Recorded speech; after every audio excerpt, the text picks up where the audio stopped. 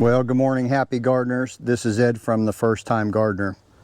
And yeah, this is the first video in a while. You guys probably thought I was left the earth, never to make another video again, but you know, it's been hot, it's been through the summer, and if you guys watch my videos, I do not like gardening in the summertime.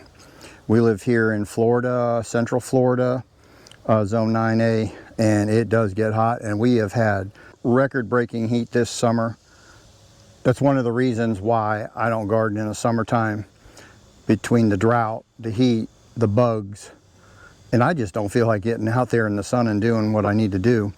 And you know, I kind of miss the mornings and the evenings because I go to work early and I come home late.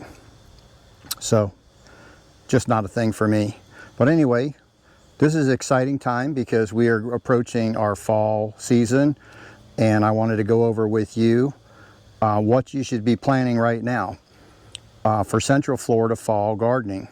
Now, if you are up north, some of these things you should have already had started, because if you haven't started them already, you're going to be late this season getting them in the ground, especially with when you're calculating your first frost that you're going to get.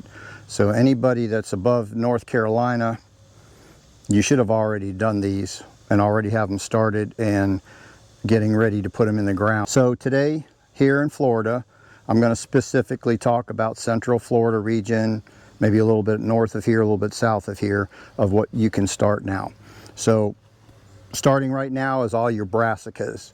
So your broccoli, cauliflower, collards, cabbage, all those sort of things, bok choy. You should be starting now if you haven't already started it. I've got most of mine already started. So in about 4 weeks, they should be the right size to transplant. Hopefully then we should hopefully get more milder high days, hopefully maybe in the 80s instead of the 90s. And then of course I have 40% shade cloth, so on some of those things, if I have to, I do have shade cloth that I can put over just to kind of break the intense heat in the sun of the day until weather starts turning and cooling off during the days. Because all your brassicas, broccoli and all that stuff, and collards, you know, if it gets too hot and fluctuates from cooler to real hot, they don't like the heat. So they can bolt on you before you even get started, and then you're going to have to start another round. So anyway, I wanted to take you through a quick walk of my garden and just show you where I've prepped for the fall, kind of show you what I've got going on right now that's at the end of the growing. I did let a couple things grow throughout the summer that were doing okay, so we just let them go. All right, so let's take you for a little walk around. Okay guys, so I have I've weeded all my this area right here and have turned it in. You can see a few weeds starting to pop through. So I'm going to get my tiller and till this back again right before I start planting. And then I'll amend the soil for whatever amendments I need for whatever I decide to grow here. But here we have some jalapeno peppers that are still going. These have been on here a little too long. They're starting to turn red. But they've been doing really well here. Now in Central Florida, here where I live, you can start a second batch of like cucumbers, green beans, some summer squash, because we have a late frost date of December to January right here where I live typically. Sometimes you get a one that's a little sooner, but so I've got just a couple green beans because we've got a lot in the freezer. So I've got 2 green bean plants growing over here on the trellis that hopefully by October we can get another couple bags of green beans to put in for the wintertime.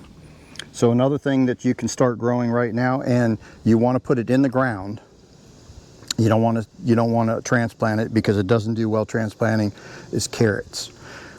So underneath the shade cloth right here, I've got some carrots planted, and if you watch my other carrot video, you know, one of the ways I started is to seed it in the ground mist it, and then I put cardboard over it and keep the cardboard wet for several days until they start sprouting up.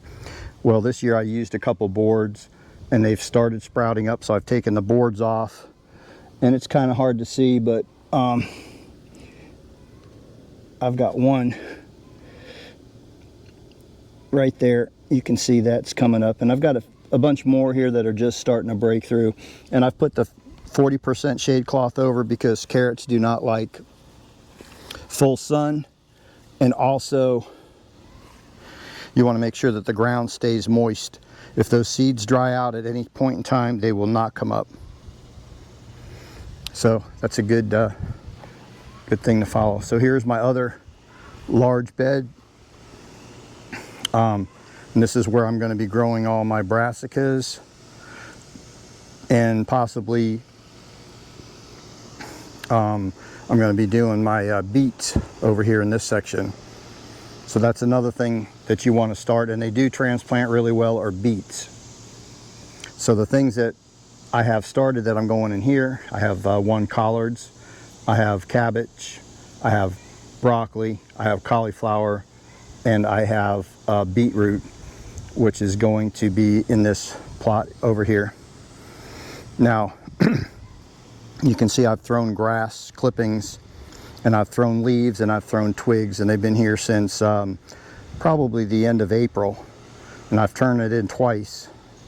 That's just going to help keep the moisture in the ground. It's going to throw some nitrogen in the ground that all these brassicas are going to need to grow the leaves good. And then of course I'll amend the soil with some black cow, bone meal, blood meal as I plant these plants. Okay, so next I have on my 5-gallon bucket rack, I have some more jalapeno pepper plants that are doing really well. They seem to do good here because of this palm tree. It shades it a good part of the morning. They get the afternoon sun, so that's good. And then these white 5-gallon buckets I have right there, and the 4 over there, I have started potatoes, red creamer potatoes. Now it's a little bit warm for the potatoes, but I'm using the heat of the day for the buckets in order for those to come through the surface. Now once the plants get through the surface and start getting true leaves on and the foliage comes out, if the sun is too much, then I will move those over to partial shade areas until the weather starts cooling down. But I'm already starting those. I saved some of my seed potatoes and let them chit from last season that I had, and those are the ones that I've planted in there, and they're the red creamers. They get about that big around. So that's what's going on there. And then in here was a voluntary couple of sweet potatoes that I had left in the ground that I did not get up, and they have just kind of sprouted, so I'm letting them grow until I need to use this bed. So I might get 2 potatoes, or I might get a half a dozen or a couple dozen. I'll just see, but that's, sweet potatoes love the heat. They do really well over the summer. So being I had a couple voluntary plants, I went ahead and just let them grow. So we'll get, I'm sure, at least 3 or 4 out of these, if not more. But I didn't plan them to harvest them. I just let one, as it came up, I just let it grow. So another thing that you can start right now is your peas, your cow peas, sugar snap peas, that sort of thing. And I have some on the way. I haven't received them yet in the mail, but I'm going to be starting those, and those are going to be put on my trellis that I have here this year. So the other one I'm going to do is cow peas. Some refer to them as black-eyed peas. I'm going to probably put a whole row all the way down here once because I'll be pulling these pepper plants up when I go transition the garden, but right now I'm just letting them grow. So we're going to have sugar snap peas, snow peas, and I'm going to try I'm going to do the black-eyed peas again, and then I'm going to try growing green peas, just the shell peas. I haven't grown them ever yet, so we're going to give those a shot this year. And then over here, these are my carrots. Eventually on this side here, I'm going to put some more carrots. I kind of like to session them a couple weeks apart. So in 2 weeks, I'll plant this section. And then this section right here, I'm going to reserve for my onions. In the past, I've just done like a sweet Vidalia onion, and I've done last year for the first time I did the red onions, and they turned out pretty good. But I've never done bunching onions, so I'm going to do sweet onions and bunching onions. I just felt like the red onions, we don't use enough during the year of red onions to warrant taking up space.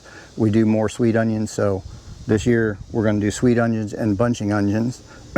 Bunching onions.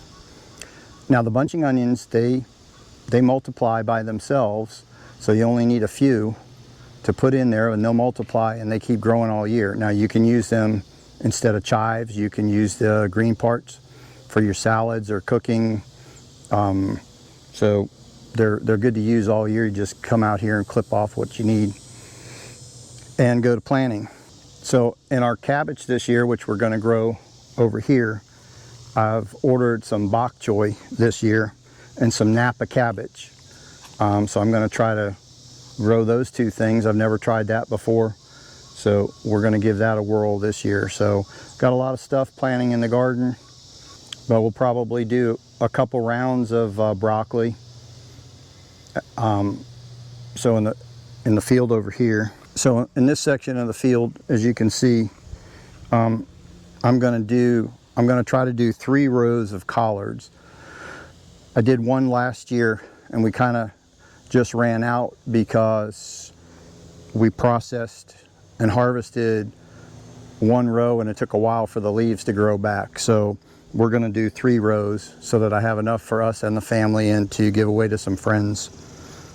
And that way I'm going to succession them so that once we cut this down, that'll start growing and we can harvest this row, and then we can harvest this row, and so on and so forth.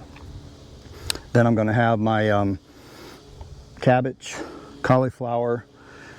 A good portion of that's going to be broccoli, and then of course I'm expanding my red beets this year because I had really good luck last year. The beets were a good size, and I learned how to pickle beets, which I love pickled beets, and just the raw ones that you cook up. And coming out of a garden versus buying them from the store makes a world of difference, because I really didn't care for red beets from the store. I just didn't like the flavor. But growing them your own, picking them right out of the garden and putting them on the stove, they really taste good. So I'm expanding that part as well. In this section right here, I haven't 100% decided over there, but I'm pretty sure we're going to top this bed off with some new soil. And then this is probably going to be broccoli again. And is what I'm thinking right now is what I'm going to be planting in here. And then over in this section here that I have,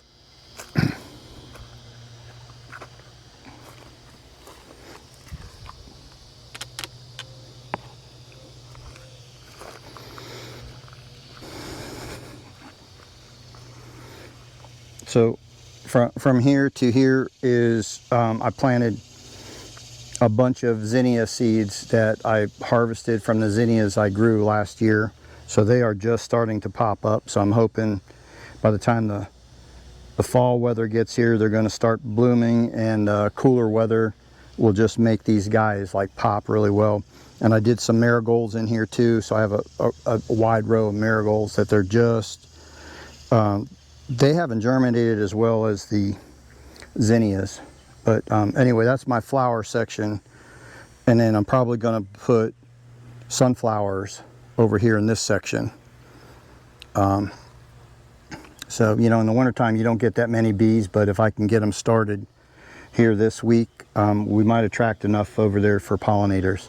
I'm not going to do squash this time around because I have no luck with zucchini and yellow squash. For me, I don't know, it just doesn't work. I still got to practice on that sort of thing. So amendments that we're going to be doing in all these beds, of course, like I said, we'll mix black cow in with that, bone meal, blood meal for your nitrogen, bone meal for the root development, and phosphorus and calcium to go in. And that's it for right now that I have on the agenda. I might try a few other new things. I do have a video coming out pretty soon. I bought a small little greenhouse that I'm going to be putting together and putting somewhere here in my garden, and I'm going to bring that to you step by step, show you where I got it from, how to put it together, and the seed trays that I'm going to be going in there once it starts getting into close to fall to start doing my brassica starts again for my second session and third session of planting. So thanks for tuning in and watching The First Time Gardener. I'm sorry it's been so long since I put a video out, but I hope you enjoy this video. If you have any questions about what you should be starting in your zone in this month, leave a comment in the comments and I'll be sure to get back with you. And I hope that this fall season is prosperous for you with your abundance of veggies that you bring out, and look forward to an update, a couple videos over the winter time, fall and winter, just to show you how these things and these parcels that I've showed you today have come alive. And I'll be doing an update on the potatoes to show you how they're doing, because like I said, it's a little bit hot to start potatoes, so I'm trying it a little bit earlier this year than I normally do. And we will be planting, I have another set of potatoes that are just starting to chit now. All right guys, before I end the video, just wanted to show you one more thing that I am propagating right here. Two more of my blackberries. I've got one there and one over there. The blackberries did really good this year, so I want to expand. I have two over here.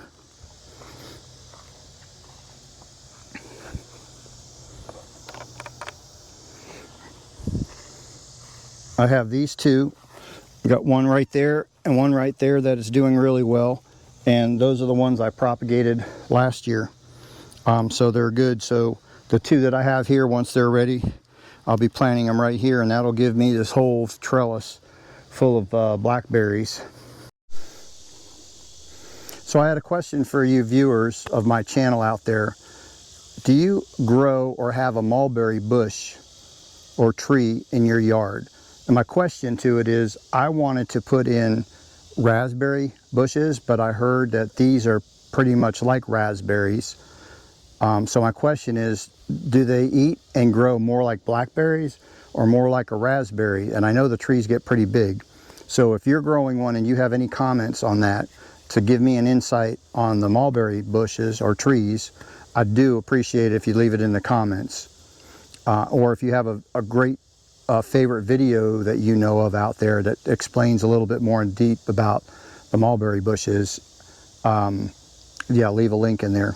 So thanks again. This is the end of the video. It's all I got for today. If you guys like this video, much appreciated if you'd give us a thumbs up. And if you haven't subscribed to the channel, please subscribe to the channel. Our channel is growing, but it's growing very slow right now, and I know one of the reasons is because I haven't been putting out any content. But if you guys want to see something or a video on something that you want to know more about your garden and where you live, leave it in the comments, and I'll see what comments I get, and I'll try to make a video to your specific questions on whatever it is that you want. So thank you so much for watching. I do appreciate it. Until we see you on the next video, take care, God bless, happy gardening. We'll see you on that next video.